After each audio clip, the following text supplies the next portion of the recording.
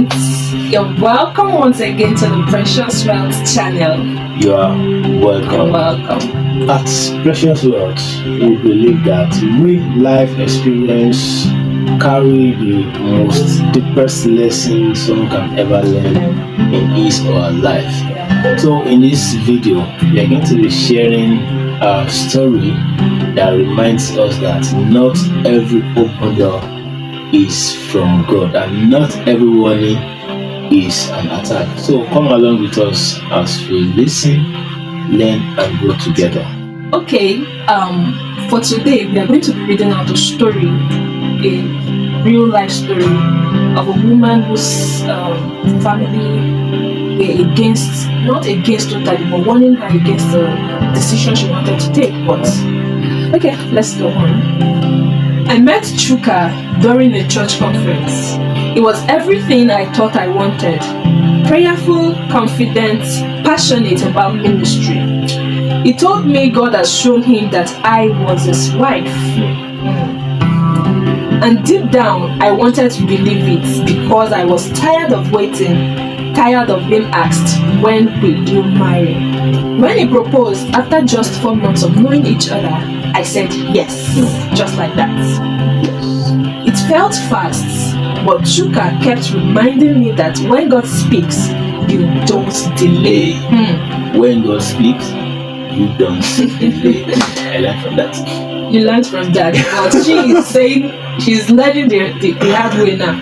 Okay, however, my family was not excited when I introduced Chuka to them. My father, a quiet man, pulled me aside one evening and said, I don't know why, but something about this man worries me. Please, slow down.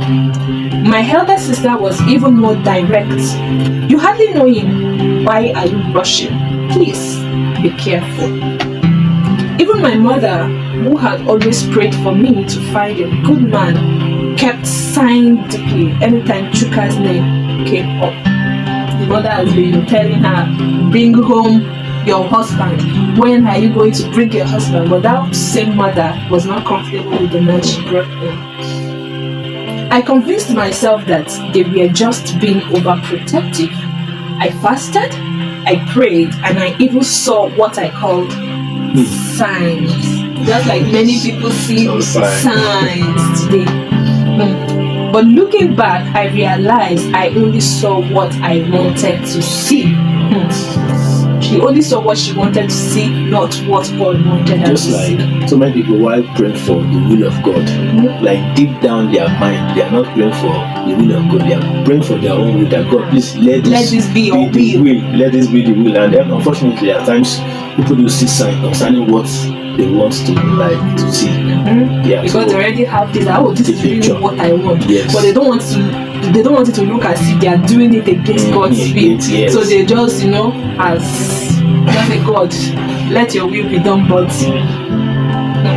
okay, let's move on. We got married in a small ceremony, one that I funded almost entirely.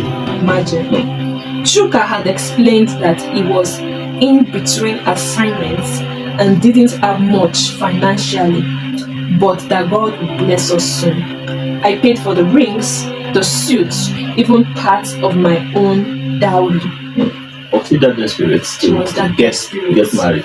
She was that desperate. To the extent that paying part of your own dowry just because you want to get married to. She actually married herself. And if you look at it today, many women are doing that today. Like really? Yeah, I think I've seen like a couple of stories like that where women can support in other things, maybe in some arrangement, but there with this particular aspect, no. According to her, it was not even just the dowry alone. She did everything. She funded everything. Well, that might, to some people, there might be nothing wrong with that. Yeah, but sound okay to some people. But to us, I don't think that is okay at all, because the man was not financially. Even if you don't have to be financially okay, but have something you are doing. Yeah. Even if no matter how you are responsible.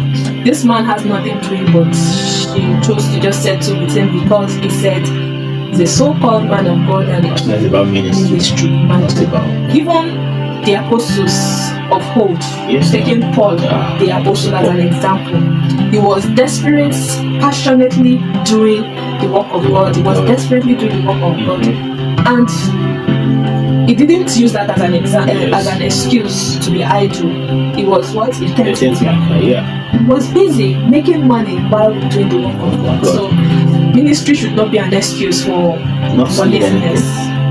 Like, at first I thought it didn't matter. Love would cover it, right? But reality set in quickly. Chuka refused to get a job. Anytime I suggested to find something, even a temporary job, he would tell me a man of God does not chase after money. Provision will come from heaven. Like manna.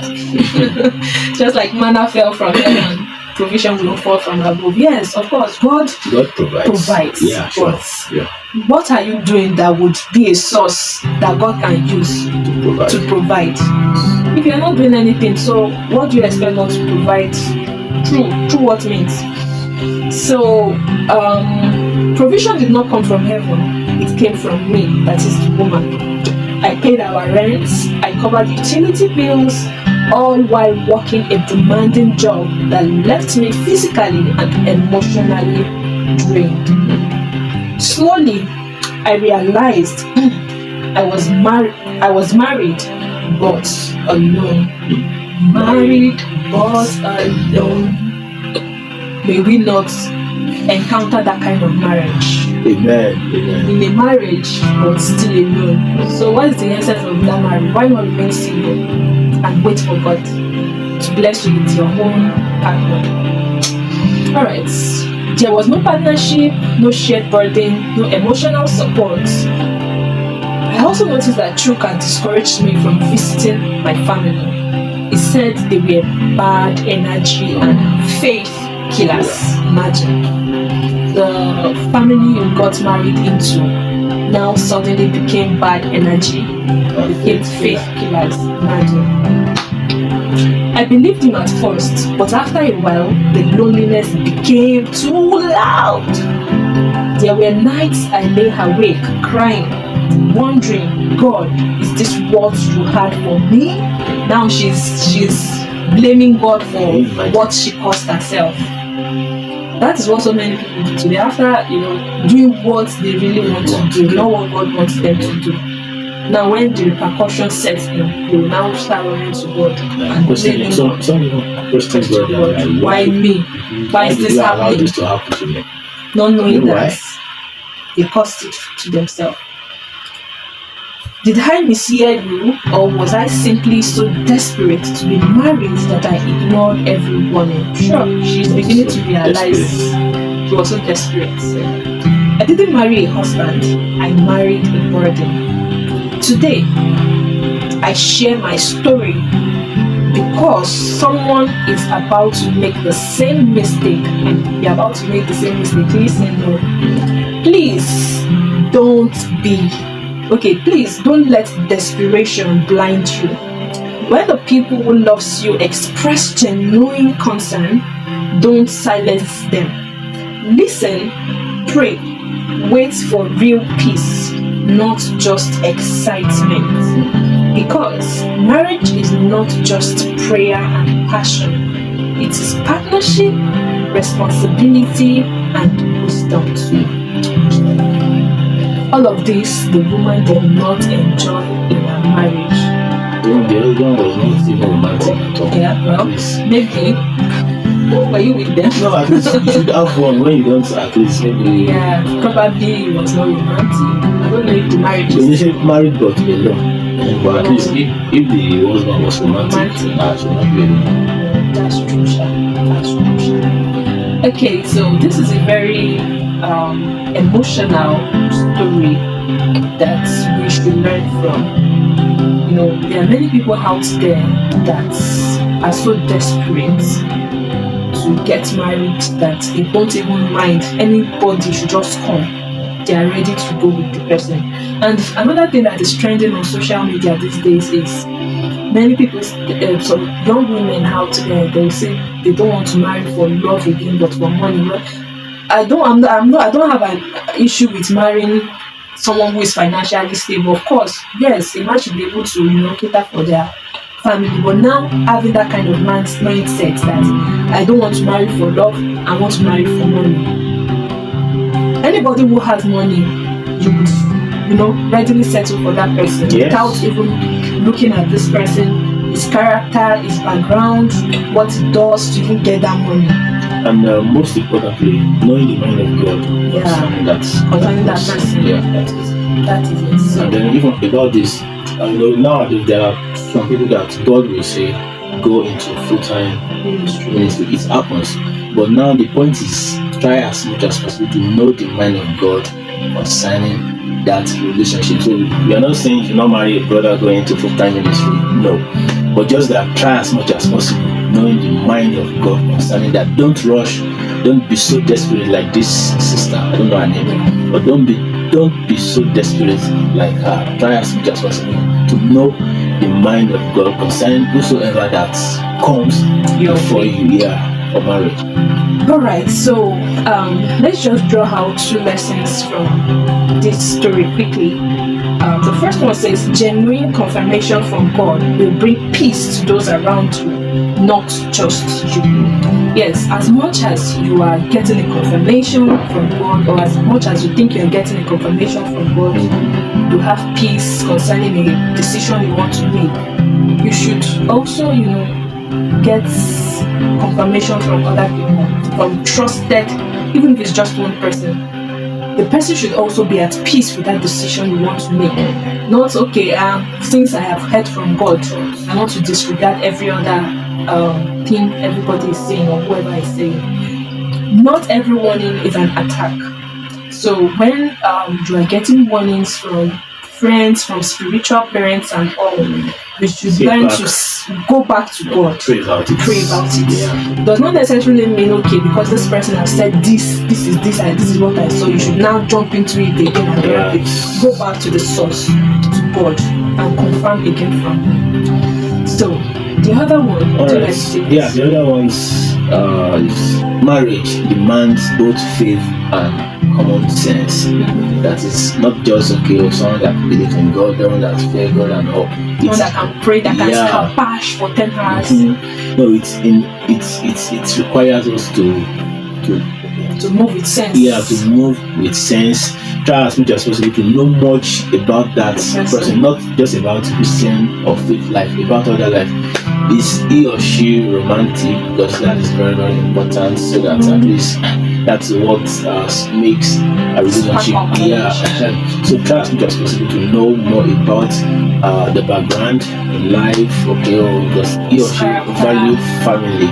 So just beyond faith, beyond prayers, beyond to move beyond. Okay, the last thing we are going to be talking about is a partner who isolates you from loved ones is a big red flag, not a blessing. Yeah, I've heard stories of mostly men isolating their wives from their friends, their family, making them cut ties with people they once vibe with, they once have relationships with. Some they might have their reason, but no, it's not really proper. Yeah, there's nothing wrong in saying, okay, this person, I feel this person is a bit this, and I would like you not to move with this person. But now making the person cut ties with everyone. It's a big idea.